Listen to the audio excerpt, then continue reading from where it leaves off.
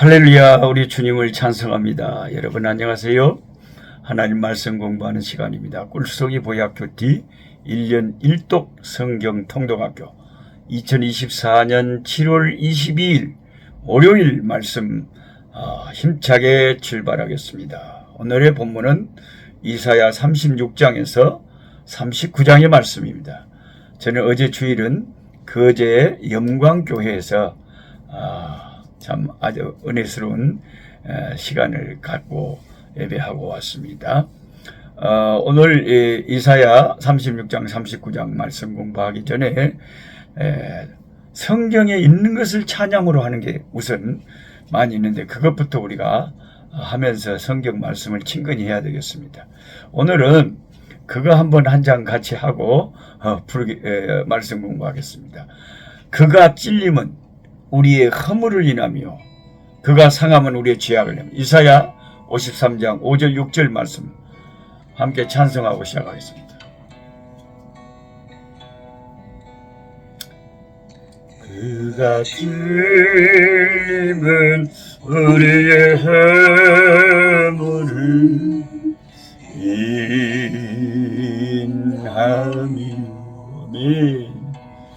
그가 상함은 우리의 죄악을 인함이라. 그가 징계를 받음으로 우리가 나음을 입었도다. 우리는 양 같아서 그를 행하여 그 길로 갔거늘 각기 제 길로 갔거늘 여호와께서 우리의 죄악을 그에게 담당시켰도다. 징계를 받음으로 우리가 나음을 입었도다. 우리는 양 같아서 그를 행하여 각기 제 길로 갔거늘 각기 제 길로 갔거늘 여호와께서 우리의 죄악을 그에게 담당시켰도다.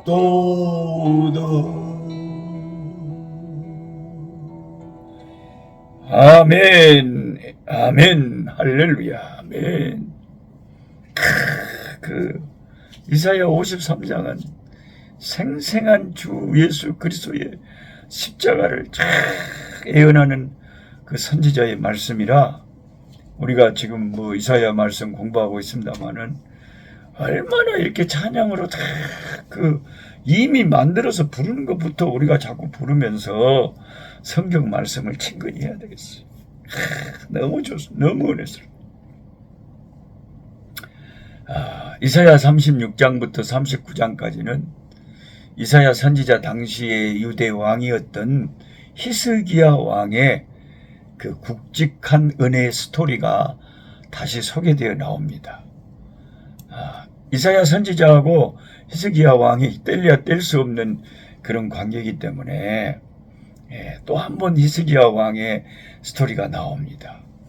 북쪽 이스라엘을 삼켰던 아수르의 사네비리 왕이 이제 남유다까지 삼키려고 모든 견고한 성들을 하나하나 쳐서 취하고는 예루살렘을 압박하고 에워싸고 협박합니다.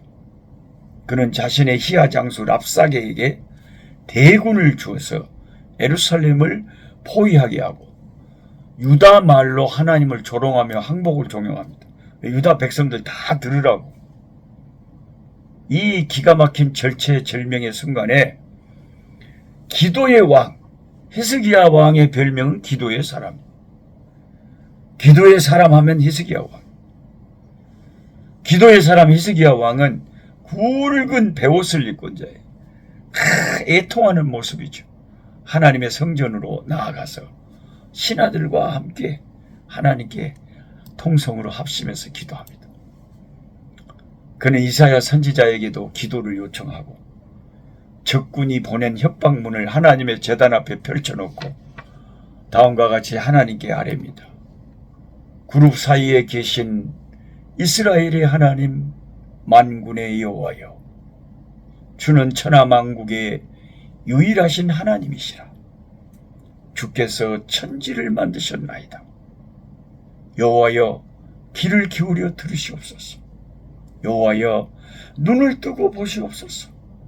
사내립이 사람을 보내어 살아계신 하나님을 회박한 모든 말을 들으시옵소서. 여호와여, 아수르 왕들이 과연 열국과 그들의 땅을 황폐하게 하였고 그들의 신들을 불에 던져 싸우나 그들은 신이 아니라 사람의 손으로 만든 것일 뿐이요 나무와 돌이라. 그러므로 멸망을 당하였나이다. 우리 하나님 여호와여, 이제 우리를 그의 손에서 구원하사 천하만국이 주님만이 여호와신 줄을 알게 하옵소서 하니라. 아멘. 이사야 37장 16절에서 20절. 여기 나온 이 히스기야의 기도를 우리도 이렇게 반복해서 소리내서 읽으면서 성경으로 기도를 하면 기도가 성경적이 되는 거예요. 기도가 너무 은혜스러운 거예요. 이 기도가 하나님의 보좌에 상달됩니다. 이사야는 사람을 보내어 왕의 기도가 하나님께 상달되어 응답을 받았다고 그 이사야 선지자는 왕에게 소식을 전해줍니다. 선지자가 헛된 말을 한 적이 있나요? 이사야 37장 21절에 보세요. 네가 아수르의 사네립 왕의 일로 내게 기도하였도다 라고 하나님은 말씀을 주십니다. 우리의 기도를 세세히 들으시는 하나님이심을 성경이 증거하는 거죠. 그리고 그 기도에 역사하셔서 하나님께서 사자를 보내요. 아수르 군대를 단번에 치심해 18만 5천 명의 시체가 하루아침에 들판에 나뒹굽니다. 하늘에서 하나님이 천사들을 보내서 이 사네립의 군대를 쳐버린 거죠.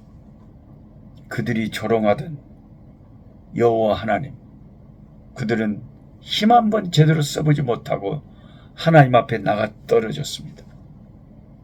그리고 사네립 왕은 자기 나라에 돌아가서 신전에서 우상에게 제사하다가 그 아들들에게 비참하게 칼로 살해당하고 맙니다.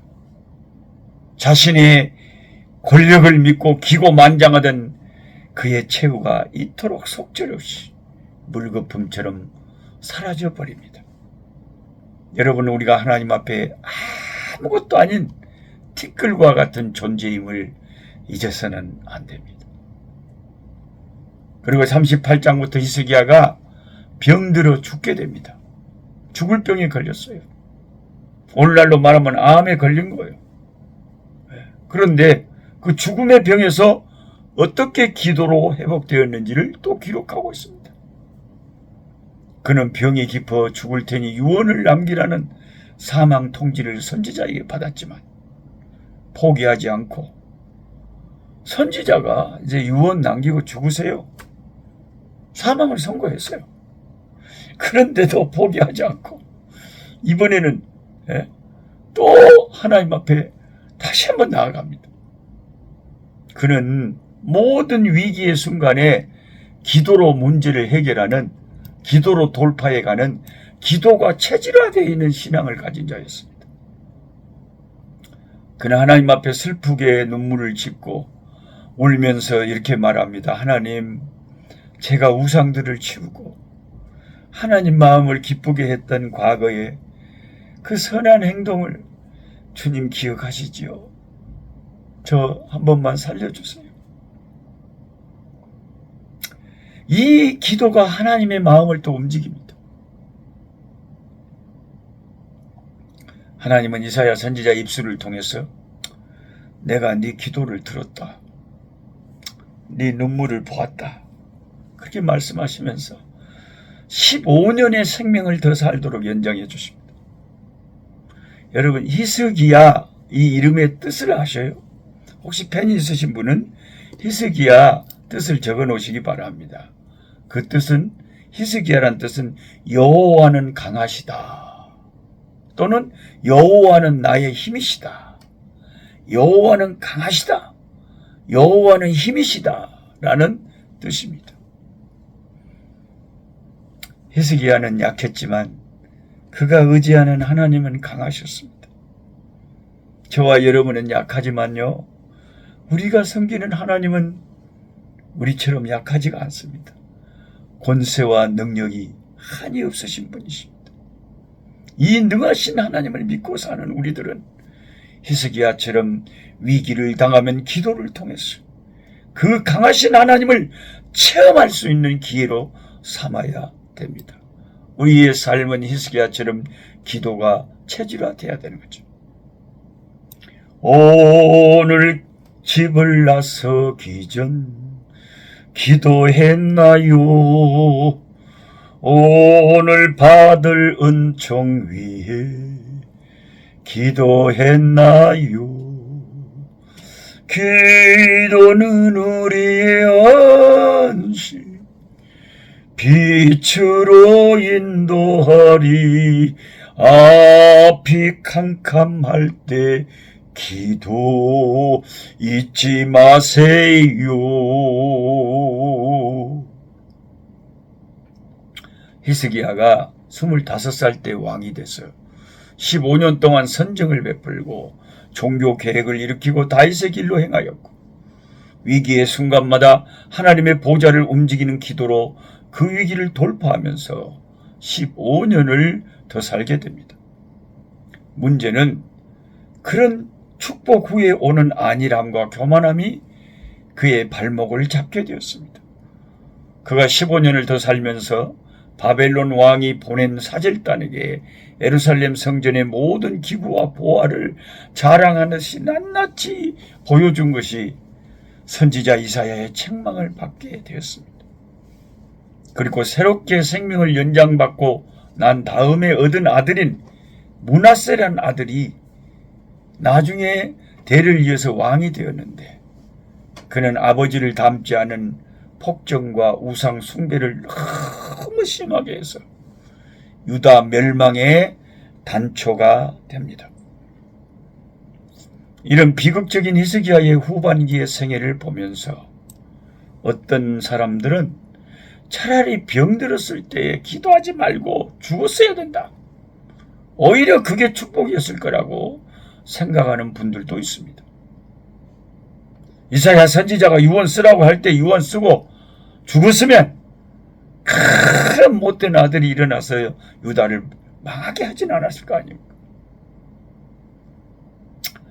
그런데 또 한편 생각해 보면 솔로몬이 기도하여 지혜를 얻어서 부귀영화를 누렸던 것이 나중에 좋은 결과로 이어지지 못했다고 해서 그가 응답으로 얻은 지혜나 번영 그 자체가 잘못됐다고 할 수는 없잖아요.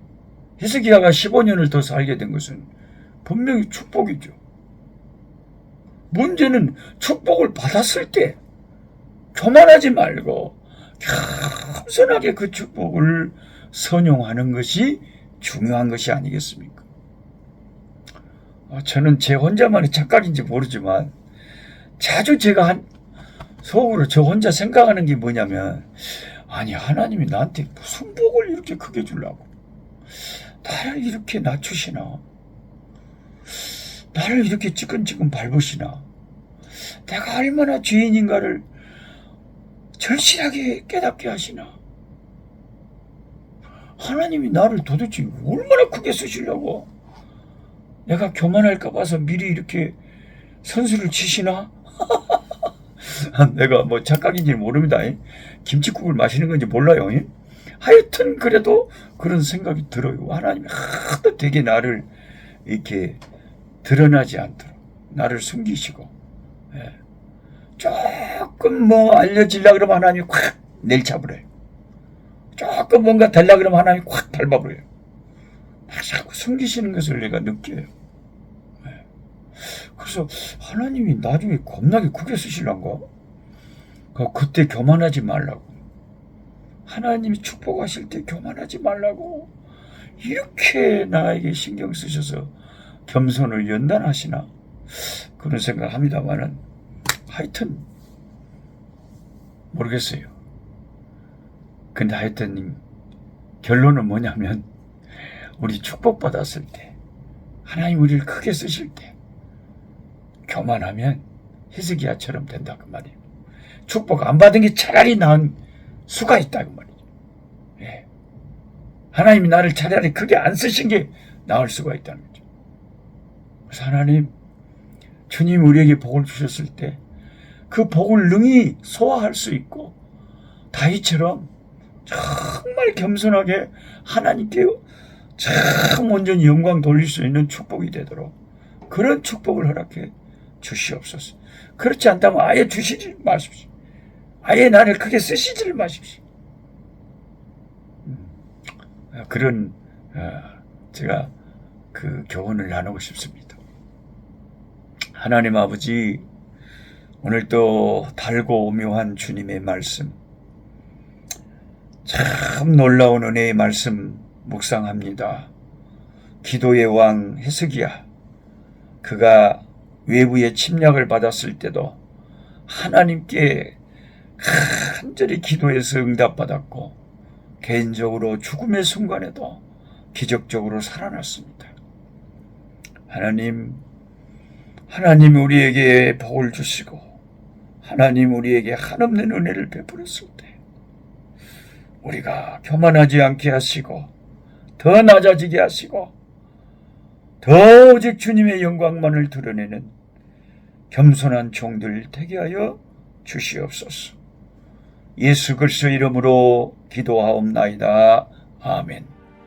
약한 자 힘주시고 강한 자 바르게 주한 자 정케하니